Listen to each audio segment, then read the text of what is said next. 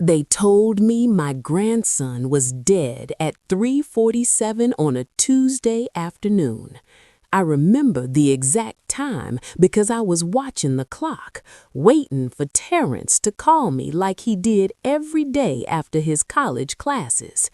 23 years old, full scholarship to Howard University, studying mechanical engineering, my baby girl Patricia's only son. The phone rang, but it wasn't Terrence. "Mrs. Williams?" The voice was cold, clinical. "This is Memorial Hospital. We need you to come immediately. It's about your grandson, Terrence Jackson." My hand started shaking before she even finished the sentence. You know that feeling when your soul knows something terrible before your mind catches up? That's what hit me. I grabbed my keys, my purse, and I drove.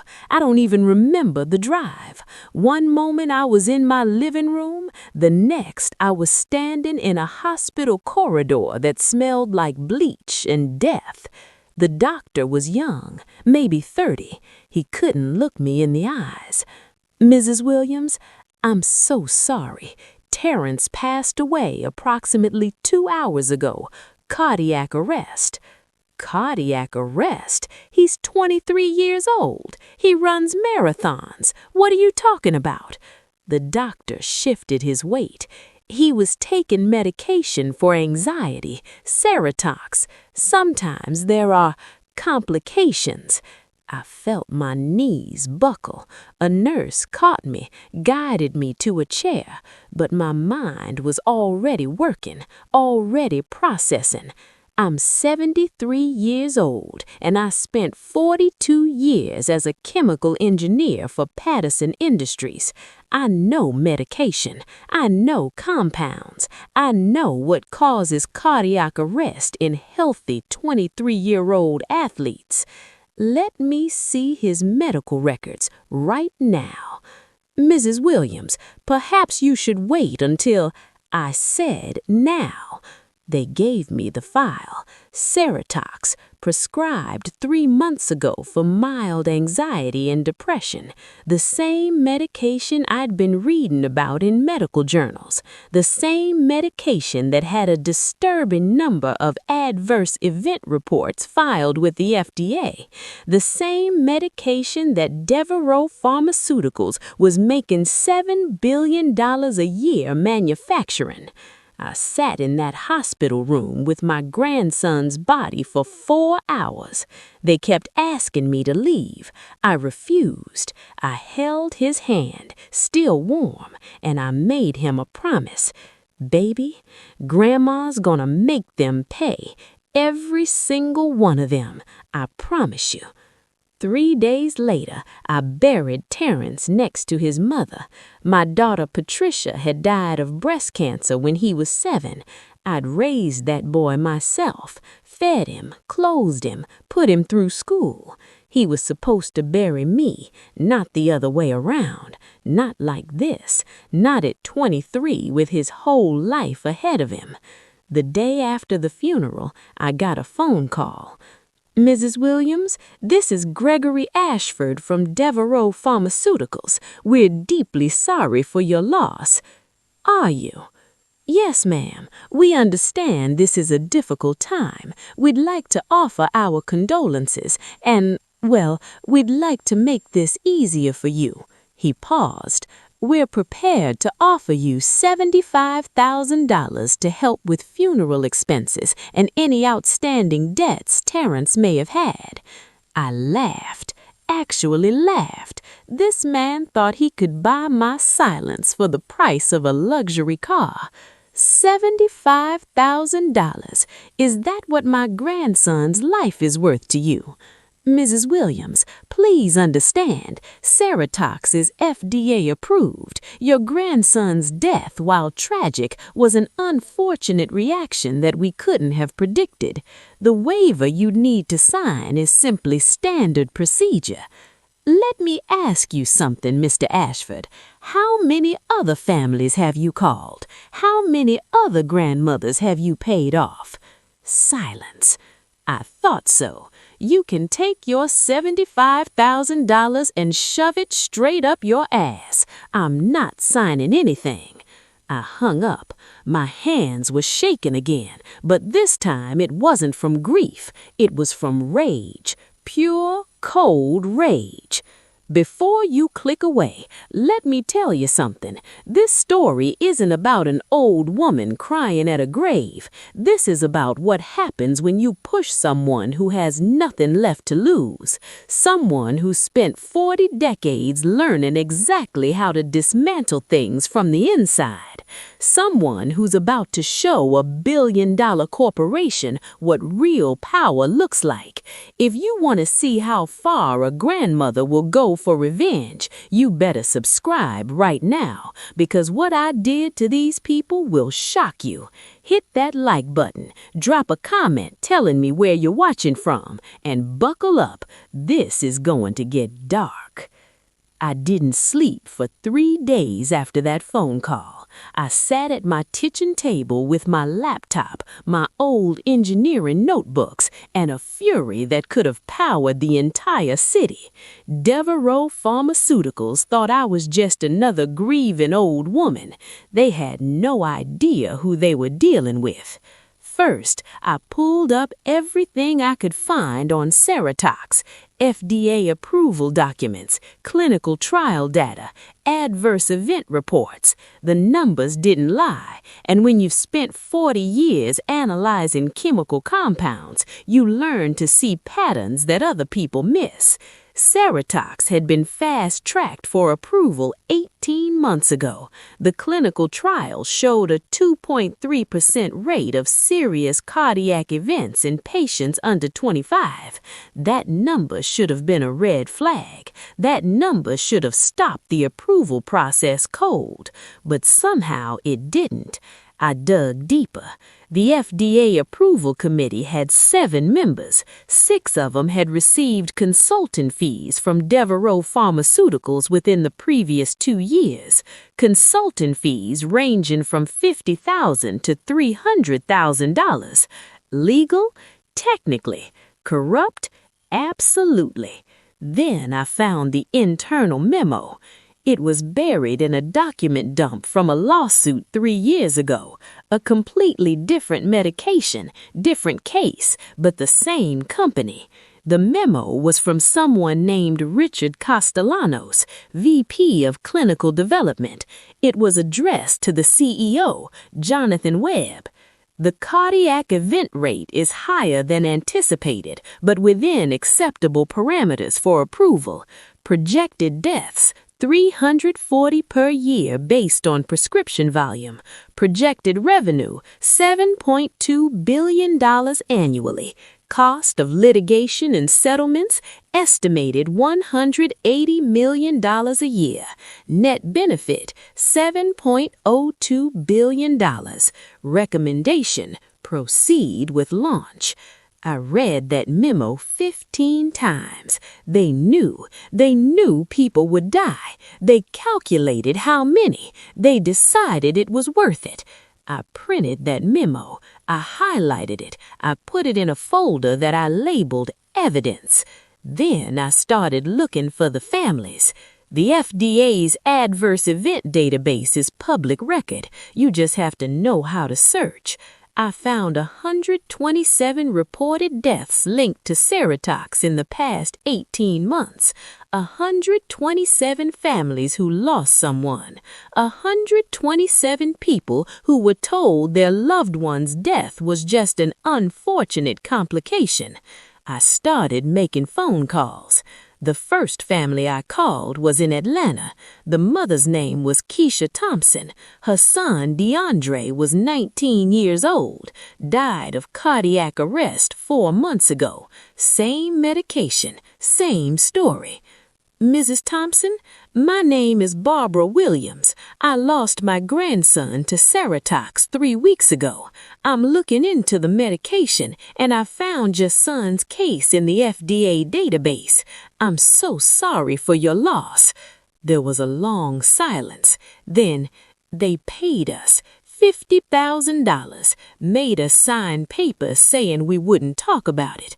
What if I told you I'm not scared? What if I told you I'm gonna bring this whole company down and I need people willing to testify? Another pause. What did you say your name was? Barbara Williams. I'm 73 years old. I'm a retired chemical engineer, and I just buried the only family I had left. I've got nothing to lose and a whole lot of rage to work with. Keisha laughed, but it was bitter. You sound like you mean business. I do. Are you in? Hell yes, I'm in. By the end of the week, I had contacted 47 families. 32 of them agreed to talk to me. 32 families who'd been paid off, silenced, threatened, or ignored. 32 families who wanted justice. I created a spreadsheet. Names, dates, ages, locations, circumstances of death. I cross-referenced the clinical trial data with the real-world outcomes. The pattern was clear.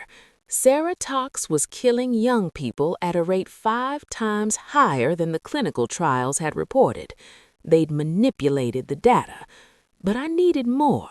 I needed someone on the inside. That's when I remembered James Porter. James and I had worked together at Patterson Industries 30 years ago. He'd left to work for a pharmaceutical company, moved up the ranks, and last I heard he was working for the FDA as a safety reviewer. We'd kept in touch over the years, Christmas cards, occasional phone calls. He was 71 now, probably close to retirement. I called him. "Barbara Williams? Lord, woman, I haven't heard from you in 2 years. How are you?" "I'm not good, James. I lost my grandson 3 weeks ago, medication called Serotox, and I need your help." His tone changed immediately. "Serotox? Barbara, I reviewed that application. What happened?" I told him everything. The cardiac arrest, the phone call from Devereaux, the memo I'd found, the families I'd contacted. He listened without interrupting.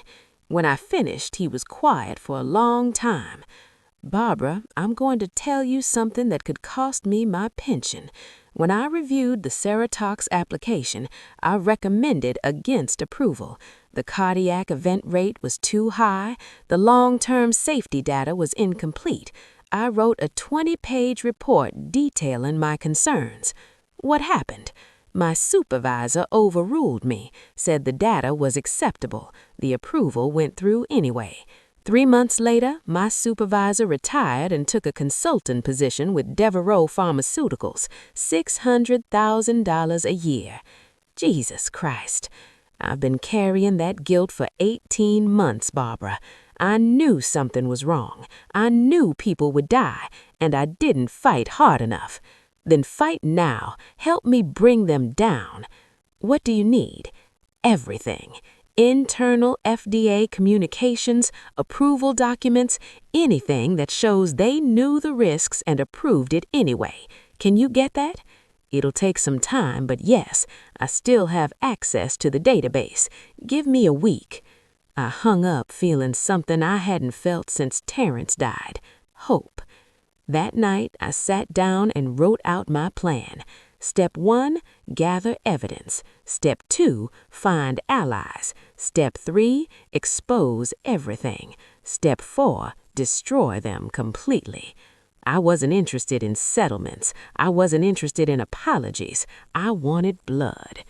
James Porter delivered exactly 1 week later. He showed up at my house at 6 in the morning with 2 boxes of documents and a flash drive. "This is everything," he said, setting the boxes on my kitchen table.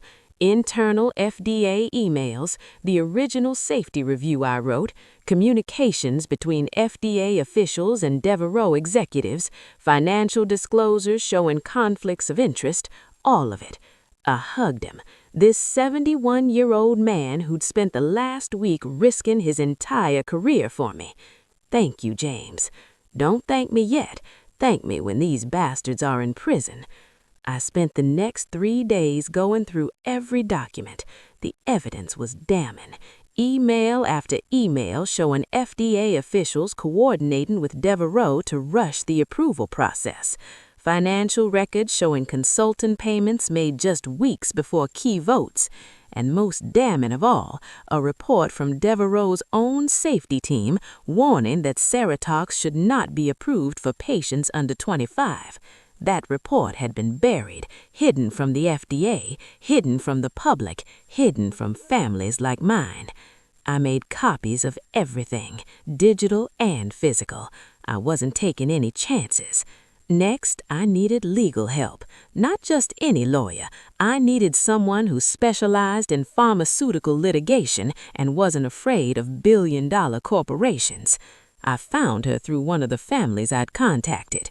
Her name was Angela Morrison, 56 years old, partner at a firm in D.C. that had successfully sued 3 major pharmaceutical companies in the past decade. She'd won a $4.7 billion settlement with one of them. I called her office. "Morrison and Associates? How may I direct your call?" "I need to speak with Angela Morrison. Tell her it's about Devereaux Pharmaceuticals and Ceratox." There was a pause. "May I ask who's calling?" "Barbara Williams. Tell her I have evidence of fraud, corruption, and corporate manslaughter, and tell her I have 32 families ready to testify." 30 seconds later, Angela Morrison was on the line. "Mrs. Williams, you have my attention. Tell me everything." I did. I talked for 45 minutes straight. I told her about Terrence, about the memo, about the families, about James and the FDA documents. She didn't interrupt once. When I finished, she said, "I'm getting on a plane tomorrow. I'll be in your city by noon. Don't talk to anyone else until I get there." She showed up at 12:15 the next day. Angela Morrison was exactly what I needed, sharp, ruthless, and hungry for justice. We sat at my kitchen table, and I showed her everything. She read the memo from Richard Castellanos 3 times. "This is it," she said quietly. "This is the smoking gun. They knew people would die, and they launched the drug anyway.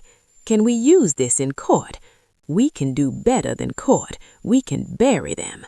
Over the next 2 weeks, Angela and I built the case. She brought in 2 other lawyers from her firm, both specialists in pharmaceutical litigation.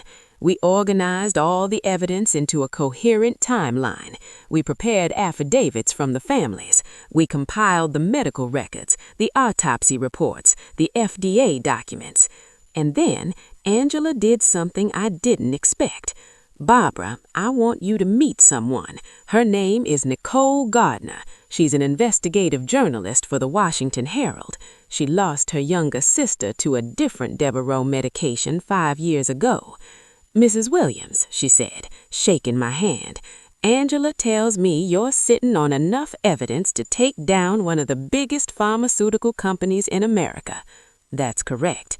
"I want the exclusive. I want to break this story before you file the lawsuit. Maximum impact. Can you give me a week?" I looked at Angela. She nodded. "You've got your week. Make it count."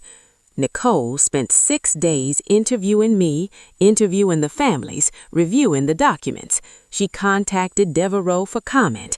They declined. They threatened legal action if she published. She published anyway. The headline ran on a Sunday morning, "Deadly by Design, How Devereaux Pharmaceuticals Knew Its Blockbuster Drug Was Killing Young People and Sold It Anyway." The article was devastating. It included the memo. It included interviews with 12 families. It included the FDA documents showing corruption. It included testimony from James Porter, who went on record risking everything. By Monday morning, the story had been picked up by every major news outlet, CNN, MSNBC, Fox News, all of them. Devereaux's stock dropped 23% in one day.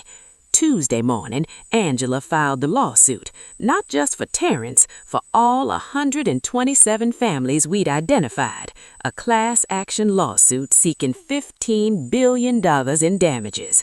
The CEO of Devereaux, Jonathan Webb, held a press conference that afternoon. These allegations are baseless and irresponsible. Serotox is a safe and effective medication approved by the FDA. We stand by our product and our processes. I watched that press conference from my living room. I watched this man lie on national television. I watched him smile like he'd already won. And I smiled back at the TV because he had no idea what was coming next. 3 days after the lawsuit was filed, I got a package in the mail. No return address, just a plain manila envelope with my name on it. Inside was a single flash drive and a handwritten note. "You need to see this. A friend inside." I plugged the flash drive into my laptop. There were 3 files, all of them video recordings. The first video was dated 6 months before Serotox was approved. It showed a conference room at Devereaux headquarters. Around the table sat Jonathan Webb, Richard Castellanos, and 4 other executives I didn't recognize. The audio was clear. "Gentlemen, we have a problem." That was Castellanos speaking. "Our internal safety data shows a cardiac event rate of 4.1% in subjects aged 18 to 30. That's double what we reported to the FDA. One of the other executives spoke up. "Can we adjust the data analysis, change the parameters?" "We already have," Castellanos replied. "We excluded 23 cardiac events from the final report by classifying them as unrelated to study medication. That got us down to 2.3%, but even that number is pushing the limit." Jonathan Webb leaned forward. "What's the revenue projection if we launch?" $7.2 billion in year 1, sustained growth to $12 billion by year 3. Webb nodded slowly. "And if we don't launch, we've invested $890 million in development. Shareholders are expecting a blockbuster. If we pull the application, the stock will crater." "Then we don't pull it." Jonathan's voice was cold. "We manage the risk. We settle the cases that come up. We've got the legal budget. Launch the drug." Another executive. "Jonathan, people are going to die." "People die from aspirin. We can't control every adverse event. This is different. We're talking about healthy young people having heart attacks." Webb slammed his hand on the table. "I said launch the drug. Anyone who has a problem with that can clean out their desk today." Silence. The video ended. I sat there staring at my laptop screen, feeling something beyond rage. They knew exactly what would happen, and they did it anyway. The second video was even worse. It was dated 2 months after Serotox launched. Same conference room, same people. Castellanos, "We've had 43 reported cardiac deaths so far. 31 of them are subjects under 25. Jonathan, "How many families have accepted settlements?" 38. "The other 5 are still considering. We're offering between $50,000 and $100,000, depending on circumstances." "Good. Keep the amounts low. We don't want to establish a precedent." There's another issue. The FDA is asking questions. One of their safety reviewers is pushing for a black box warning. "Who?" "James Porter. Buy him. Offer him a consultant position. If he doesn't take it, find another way to shut him down. I want this handled quietly." The third video was the most recent, dated 2 weeks before Terrence died. Webb was on the phone. The camera only showed him, but the audio captured both sides of the conversation. "Senator Richardson, thank you for my call." "Of course, Jonathan. What can I do for you?" "We're facing some scrutiny from the FDA over Serotox. Nothing serious, but it would be helpful if certain committee members understood the economic impact of over-regulating pharmaceutical innovation. I see. How helpful are we talking? Your campaign fund could use another $2 million, couldn't it? A pause. I'll make some calls. The FDA will back off. I appreciate it, Senator. I watched all 3 videos twice. Then I called Angela. I just received something that's going to change everything. Can you get here tonight? She arrived within 2 hours. I showed her the videos. She watched in silence. When the 3rd video ended, she looked at me. Do you know what this is? Evidence of murder. No, Barbara, this is evidence of conspiracy, fraud, bribery of a federal official, and corporate manslaughter. This doesn't just destroy the company, this puts executives in federal prison for 20 years. Who sent it? I don't know, but whoever it is, they're still inside Devereaux, and they want these people destroyed as badly as we do. That night, Angela contacted the FBI. She had a friend in the white-collar crime division. Within 48 hours, federal agents were reviewing the videos. 1 week later, at 6 a.m., the FBI raided Devereaux Pharmaceuticals headquarters. They raided Jonathan Webb's home. They raided Richard Castellanos' home. They seized computers, documents, communications records. By noon, both Webb and Castellanos were in FBI custody. The news coverage was everywhere. Every channel showed the same footage. Jonathan Webb, billionaire CEO, being led out of his mansion in handcuffs. But I wasn't satisfied. Not yet. Because while the FBI built their criminal case, I had other plans. Plans that didn't involve courtrooms or judges or waiting for justice that might never come. I spent 4 weeks playing by their rules, filing lawsuits, gathering evidence, trusting the system. But the system had failed Terrence. The system had failed 127 other families. The system was designed to protect people like Jonathan Webb. So I decided to stop playing by their rules. I made a phone call. The man I called was named Roland Pierce. I'd known him for 35 years. We'd worked together at Patterson Industries back in the 80s. Roland was brilliant, chemical engineer, computer programmer, and someone who never quite fit into corporate America's boxes. He left Patterson in 1995 after refusing to certify a product he knew was defective. The company fired him, blacklisted him, destroyed his career. Roland disappeared after that, went off the grid. Last I'd heard, he was living in the mountains of Montana, running some kind of consulting business. I found his number through an old mutual friend. When he answered, his voice was exactly the same. "Barbara Williams, I'll be damned. How'd you get this number?" "I'm resourceful." "Roland, I need your help." "Must be serious if you're calling me after all these years." "It is. Can we talk securely?" He gave me an encrypted email address. I sent him everything. The videos, the documents, the whole story. 3 hours later, he called me back. "Barbara, what you've got here is enough to put these people away for life." "I know, but prison isn't enough." There was a long pause. "What are you asking me to do?" "I want to destroy them completely, not just legally, financially, professionally, personally. I want them to lose everything the way I lost everything." "That's a different kind of operation." "I know. Are you in?" Roland laughed. "Hell yes, I'm in. When do we start?" He flew out 2 days later. Roland was 68 now, gray beard, sharp eyes, and still carrying grudges against corporate America.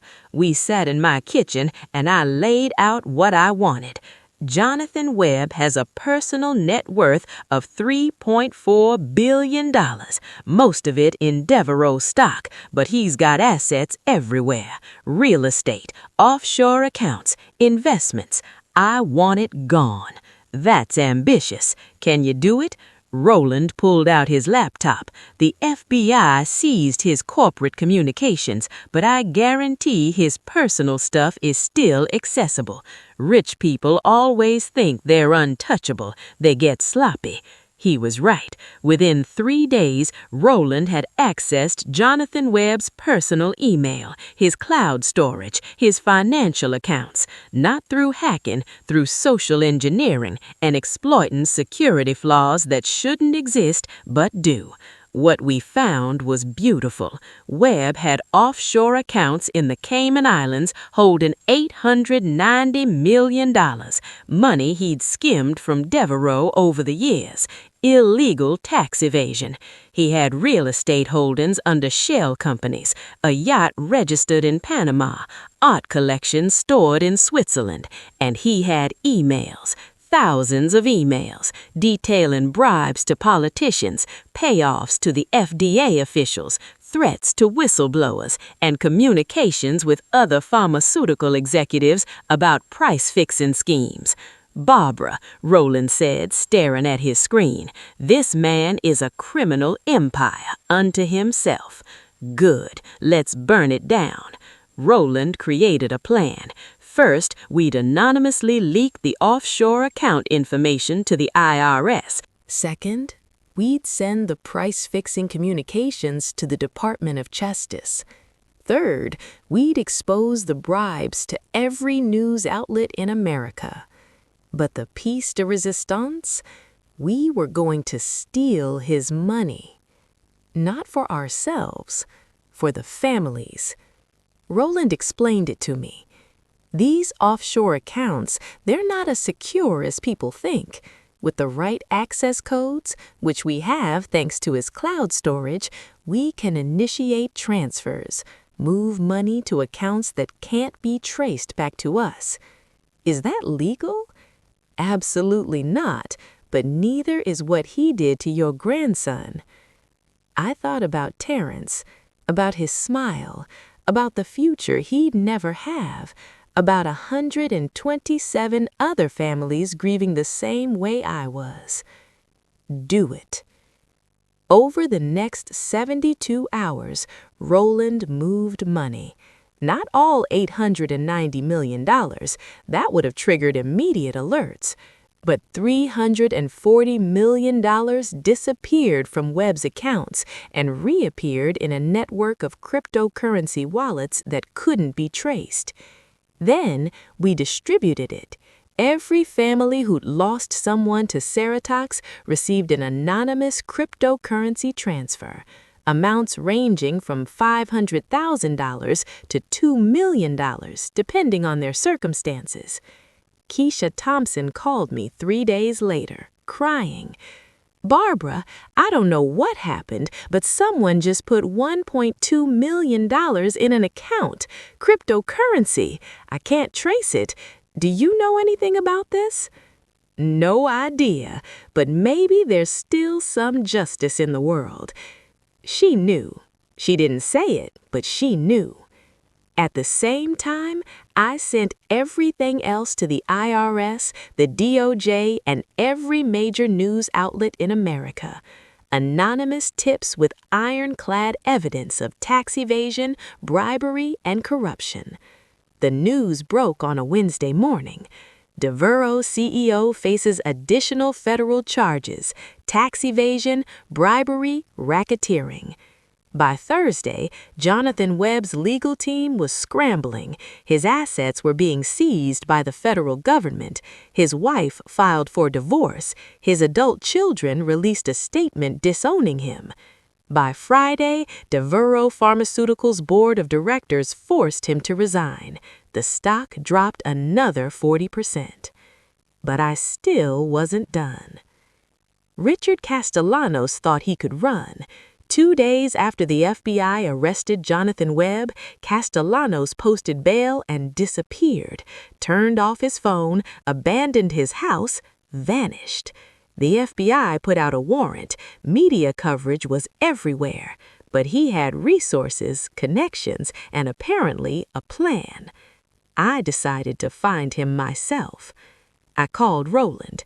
Castellanos is in the wind. Can you track him? If he's using any kind of electronic device, yes. Give me some time. While Roland worked his magic, I did something else. I contacted someone I'd hoped I'd never have to call. His name was Victor Kane. He was 70 years old, former Army intelligence officer, and after retirement, he'd worked as a private investigator specializing in finding people who didn't want to be found. I met him at a veterans function years ago, stayed in touch occasionally. I called him. "Victor, it's Barbara Williams. I need to hire you." "Barbara, good to hear from you. What's the job?" "Finding someone.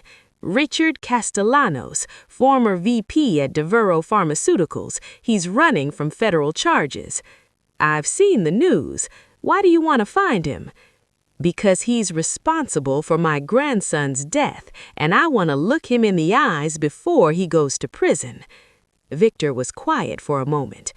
"I can find him, but if you're planning something illegal—" "I'm not. I just want to talk to him." "Then I'm in. Send me everything you have." Between Roland's technical tracking and Victor's old-school investigation, we found Castellanos in 6 days. He was hiding in a cabin in northern Idaho, using cash, no credit cards, no phone. Victor sent me the address. He's alone, no security, thinks he's being clever. "You want me to notify the FBI?" "Not yet. I'm going there first." "Barbara." "I'm going there first, Victor. Are you gonna help me or not?" He sighed. "I'll drive you, but we're not doing anything stupid." Victor picked me up at 4 a.m. the next morning. We drove for 12 hours straight. He tried to talk me out of it the whole way. "Barbara, let the FBI handle this. He's going to prison anyway." "Prison isn't enough. He needs to understand what he did." "And you think confronting him will accomplish that?" "I don't care if it accomplishes anything. I need to do this." We arrived at the cabin just before sunset. It was remote, surrounded by trees, a single dirt road leading in. Castellanos' car was parked outside. Victor checked his gun. "I'm coming with you." "No, I need to do this alone." "Barbara." "Please, Victor, wait here. If I'm not out in 30 minutes, call the FBI." I walked up to the cabin door and knocked. Castellanos opened it. He looked terrible, unshaven, hollow eyes, lost weight. When he saw me, his face went white. "Mrs. Williams, how did you—" "Can I come in?" He hesitated, then stepped aside. The cabin was sparse, a couch, a small kitchen, a bedroom in the back. He'd been living like a fugitive because that's what he was. "What do you want?" he asked. "I want you to look at something." I pulled out my phone and showed him a picture of Terrence, high school graduation photo, cap and gown, bright smile, whole life ahead of him. "That's my grandson, Terrence Jackson, 23 years old, mechanical engineering student at Howard University. He died 4 months ago from cardiac arrest caused by serotox." He looked away. "Look at the picture," I said. He didn't move. I said, "Look at the goddamn picture." He looked. "You knew, didn't you? You knew serotox would kill people like him. I saw the memo. I saw the videos. You calculated how many would die. You decided it was acceptable." "It wasn't my decision alone." "Don't you dare." My voice was shaking. "Don't you dare blame anyone else. You wrote that memo. You presented those numbers. You told Jonathan Webb to launch the drug anyway." "I was following orders." "You're a scientist. You took an oath. First, do no harm, remember?" Castellanos slumped onto the couch. He looked broken. "How many families did you pay off?" I asked. "I don't know. Dozens." 127. I found 127 families, 127 people dead because you and Jonathan Webb decided profit was more important than human life. I'm sorry. Sorry? I laughed bitterly. You're sorry? My grandson is dead. I'm raising his daughter now. Did you know that? Terrence had a 3-year-old daughter. She asks me every day when Daddy's coming home. What am I supposed to tell her? Castellanos put his head in his hands.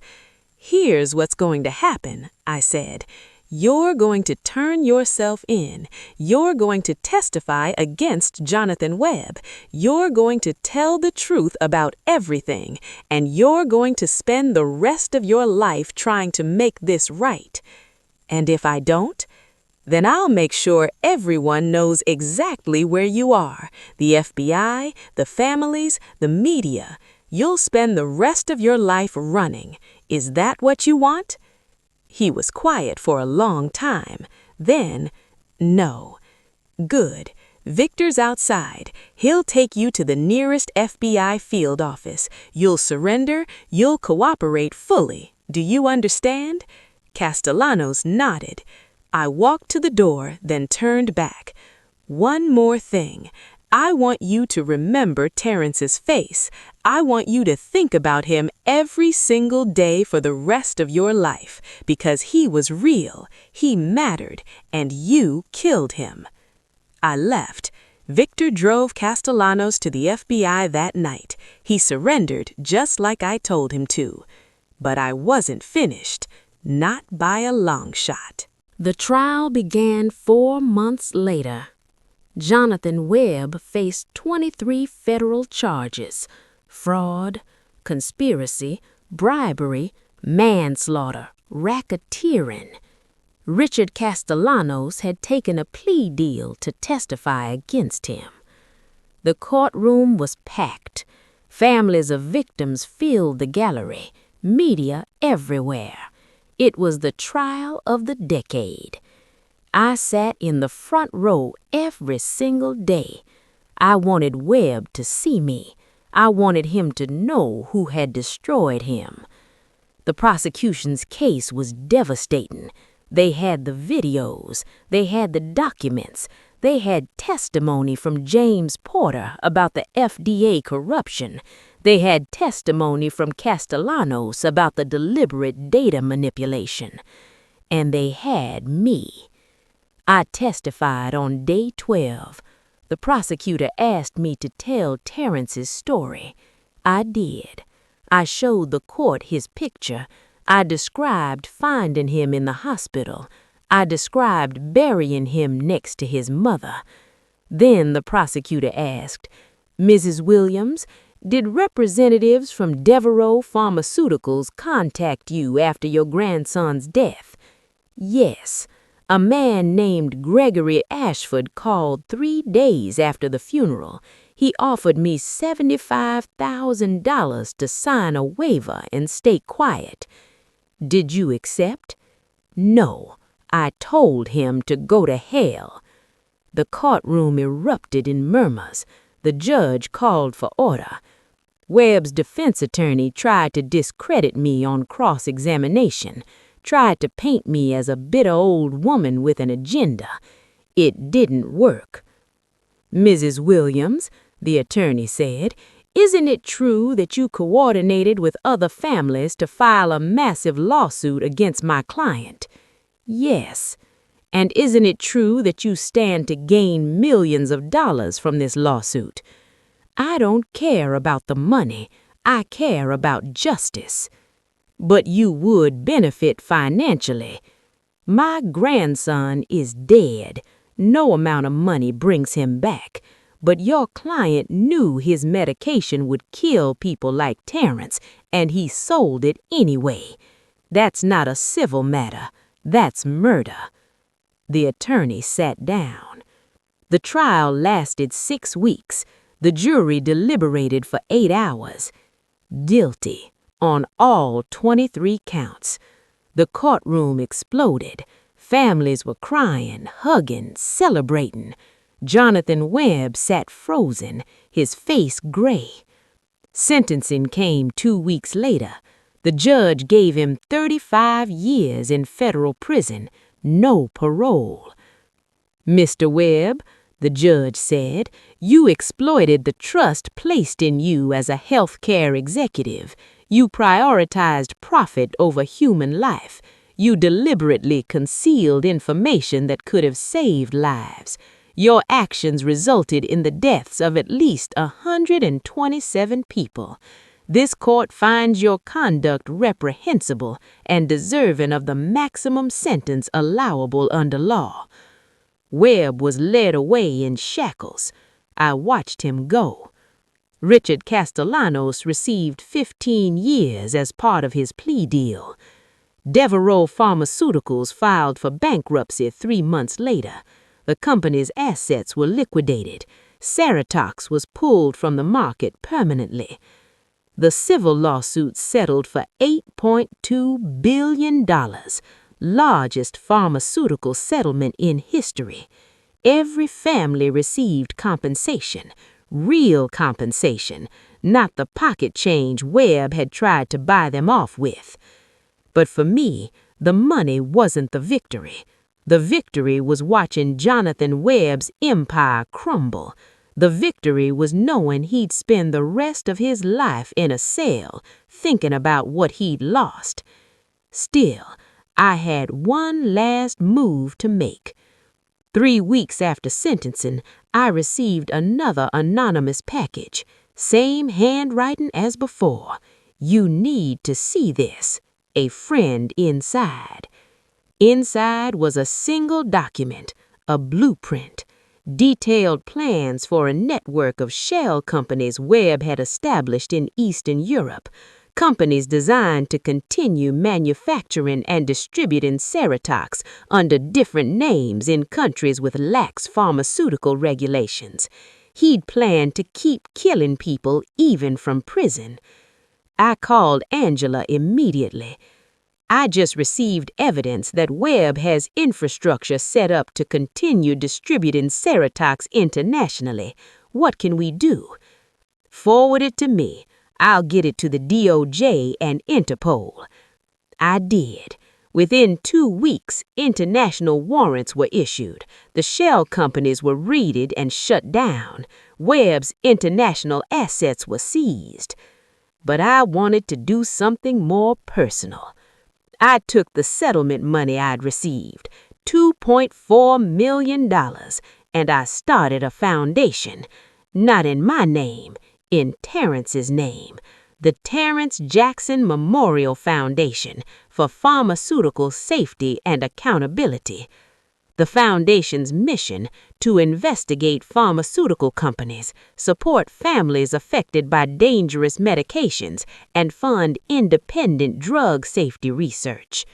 We hired investigators, we hired scientists, we hired lawyers, and we went after every company that prioritized profit over safety. In the first year, we exposed 2 other medications with hidden safety issues. Both were pulled from the market. Both companies faced federal investigations.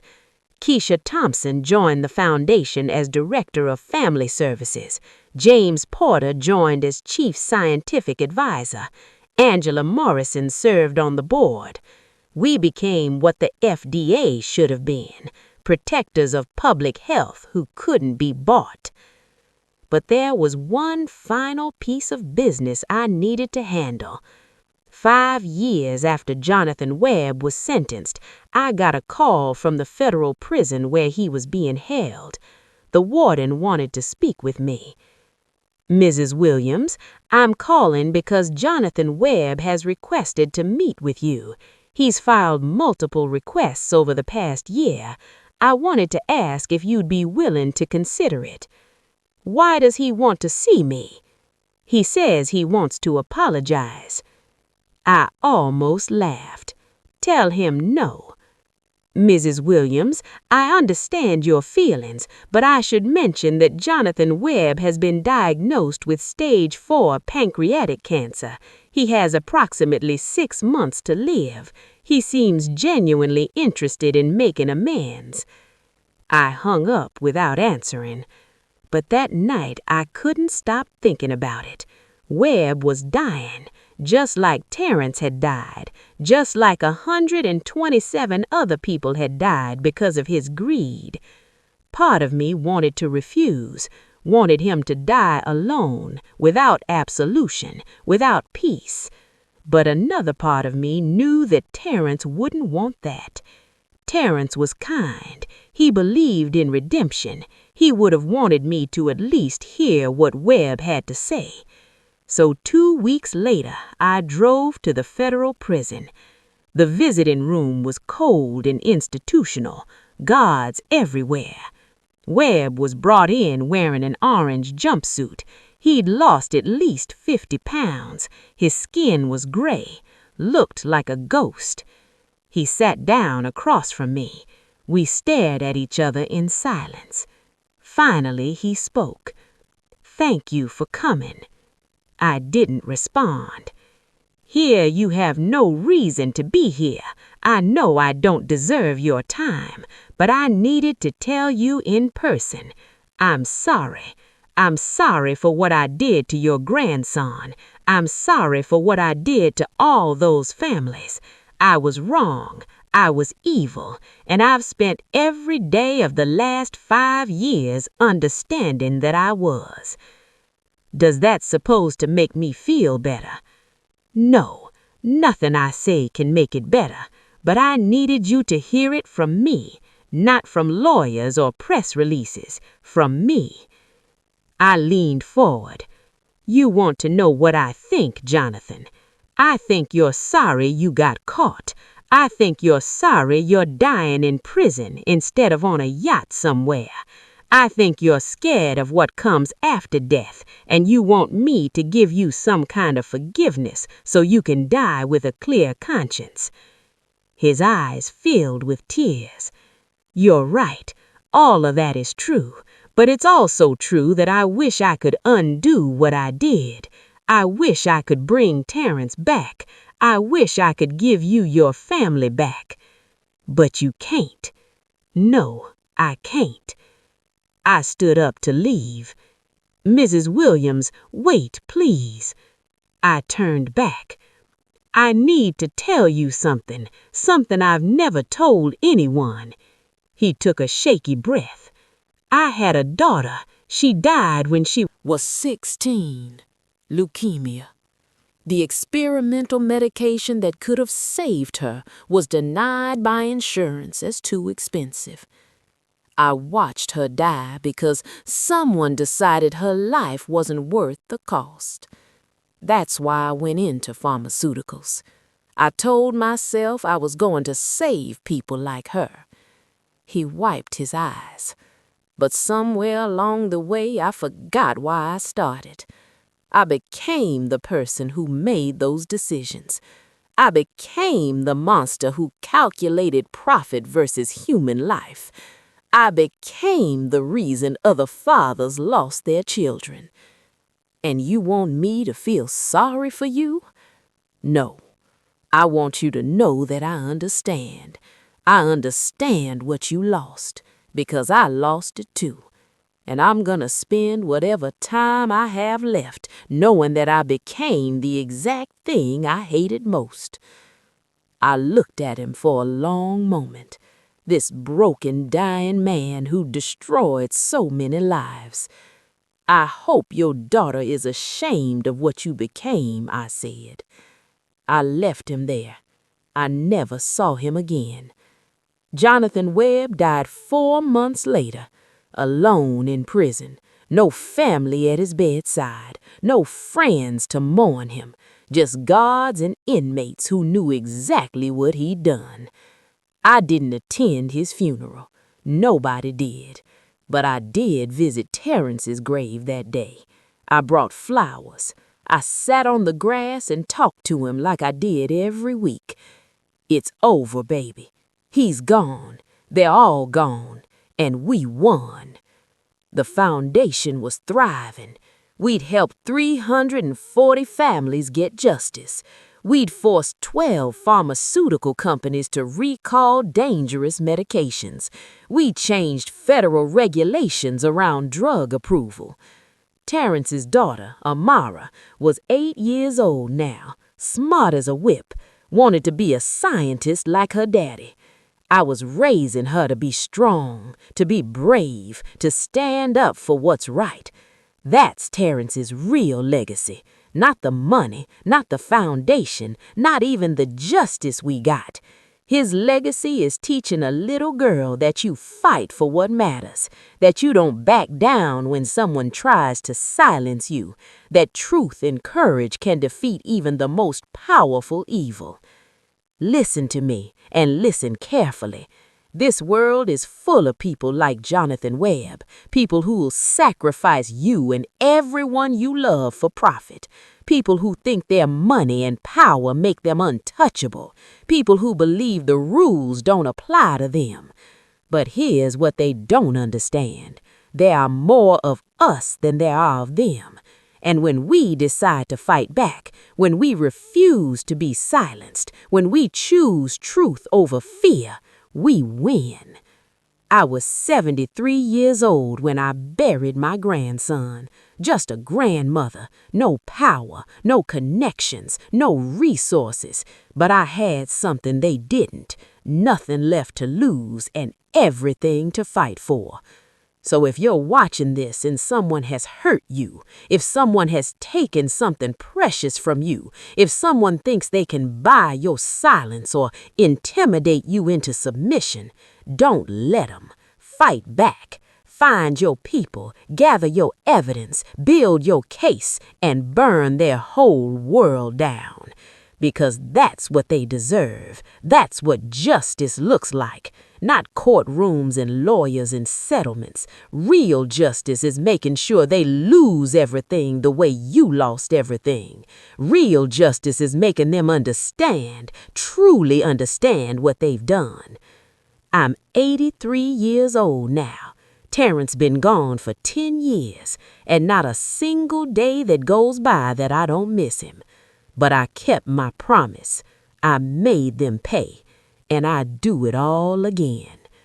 If this story moved you, if it made you angry, if it made you want to fight back against the powerful people who think they're above justice, then share it. Share it everywhere. Let people know what happens when you push a grandmother too far. Let them know what real revenge looks like. Drop a comment telling me your story. Tell me who you're fighting against. Tell me where you're watching from. Subscribe to Vintage Vengeance because we're just getting started.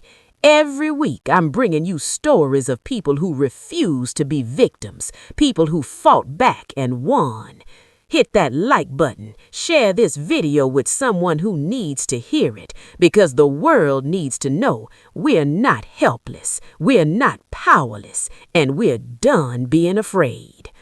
The powerful think they can do whatever they want. It's time to show them they're wrong. This is Barbara Williams signing off. Remember, revenge is a dish best served cold, calculated, and absolutely devastating. See you soon.